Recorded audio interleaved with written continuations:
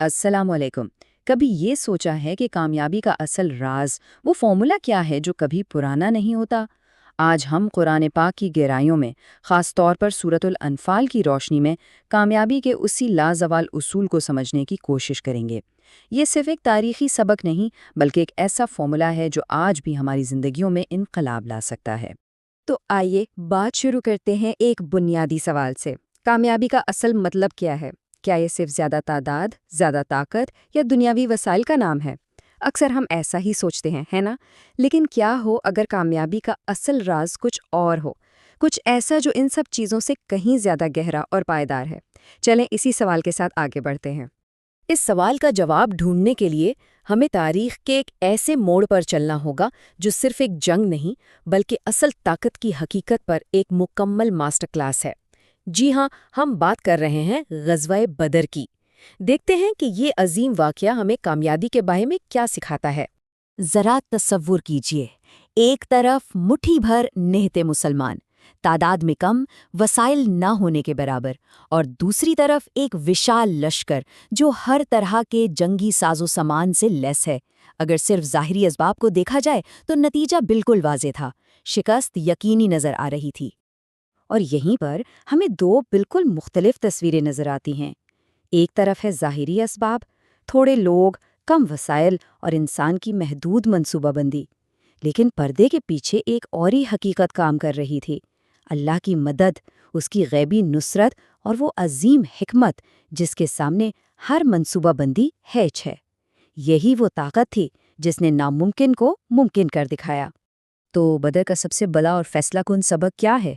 यही कि असल ताकत का ताल्लुक तादाद, हथियारों या वसाइल से नहीं है। हकीकी ताकत का सरचश्मा तो अल्लाह पर कामिल भरोसा और उसकी मदद है, जिसे हम तवक्कल कहते हैं। ये वो उसूल है जो हर दौर और हर ज़माने के लिए है। तो बदर का ये सबक सिर्फ तारीख का एक बाब नहीं, बल्कि ये कामयाबी का एक मुकम्मल रोड मैप पेश करता है।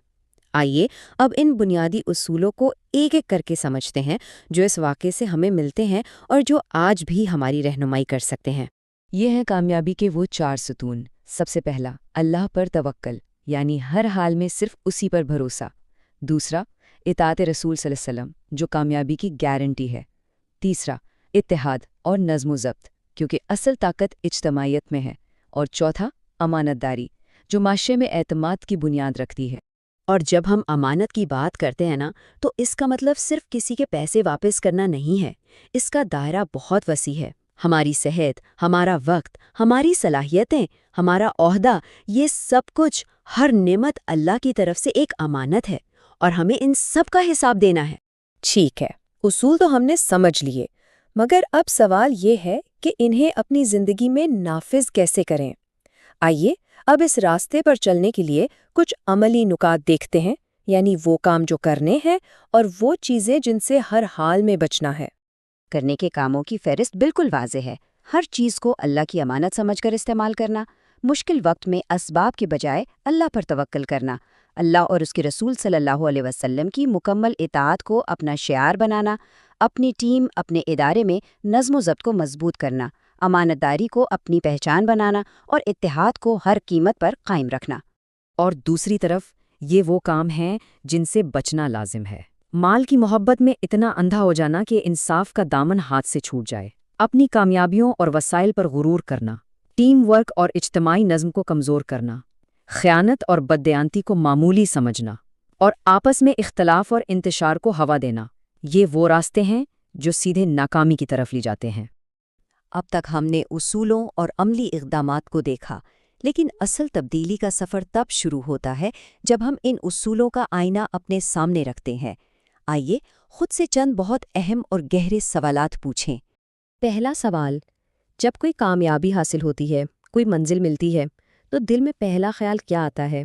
ये मैंने अपनी मेहनत से किया या ये मेरे रब का करम है? सच पूछें तो हमारा जवाब ही हमारी पूरी सोच की सिमत तय कर देता है। दूसरा सवाल, जब हालात बिगड़ जाएं, रास्ते बंद नजर आएं, तब असल भरोसा किस पर होता है? अपनी जेब, अपने राब्तों और ज़ाहिरी असबाब पर, या उस ज़ात पर जो इन असबाब को पैदा करने वाला है? असल इम्तिहान तो इसी वक्त होता है। اب ذرا اپنے ارد گرد اپنے تعلقات پر نظر ڈالیں، اپنے خاندان میں، دوستوں میں، کام کی جگہ پر۔ کیا میری موجودگی لوگوں کو جوڑنے کا سبب بنتی ہے یا توڑنے کا؟ کیا ہم پل بنا رہے ہیں یا دیواریں کھڑی کر رہے ہیں؟ یہ سوال بہت اہم ہے۔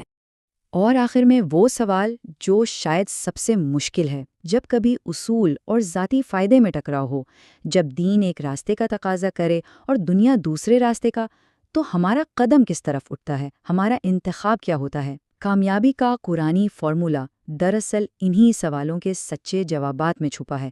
اس پر ضرور غور کیجیے گا۔ السلام علیکم۔